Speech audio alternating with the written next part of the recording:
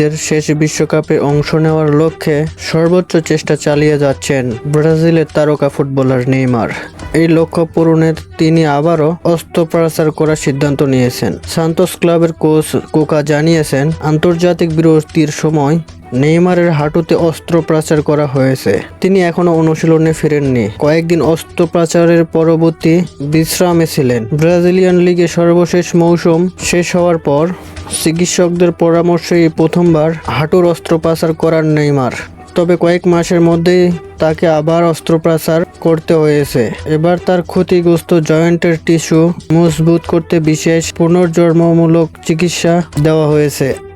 আন্তর্জাতিক বিরতির সময়ই এই চিকিৎসা নেওয়ার সিদ্ধান্ত নেন তিনি। ওই সময় তিনি জাতীয় দলের ডাক পাওয়ার আশাও করেছিলেন। এখন তিনি বিশেষ পুনর্বাসন কার্যক্রম শুরু করেছেন, যাতে বিশ্বকাপের আগে পুরোপুরি সুস্থ হয়ে উঠতে পারে। এছাড়া তিনি ব্রাজিল দলের কোচ কার্লো আনচেলত্তিকে বোঝাতে চান যে আসন্ন বিশ্বকাপের জন্য ঘোষিত 26 সদস্যের দলে তাকে রাখা জরুরি। যুক্তরাষ্ট্র, মেক্সিকো, কানাডায় অনুষ্ঠিত এই বিশ্বকাপে হতে যাচ্ছে নেইমারের ক্যারিয়ারের শেষ বিশ্বকাপ। নেইমারের এই বারবার ফিরে আসার চেষ্টা কেবল তার ব্যক্তিগত জেদ নয়, হেক্সা জয়ের স্বপ্নে বিভোর কোটি ব্রাজিল সমর্থকের আশার প্রতিফলন। এখন দেখার বিষয়, এই বিশেষ চিকিৎসা এবং পুনর্বাসন প্রক্রিয়া তাকে কতটা দ্রুত মাঠে ফিরাতে পারে। ফুটবল বিশ্ব এখন অধীর আগ্রহে অপেক্ষা করছেন এই পরিচিত সাম্বা ম্যাজিক আর নেইমারের জাদুকরী ড্রিবলিং দেখার জন্য।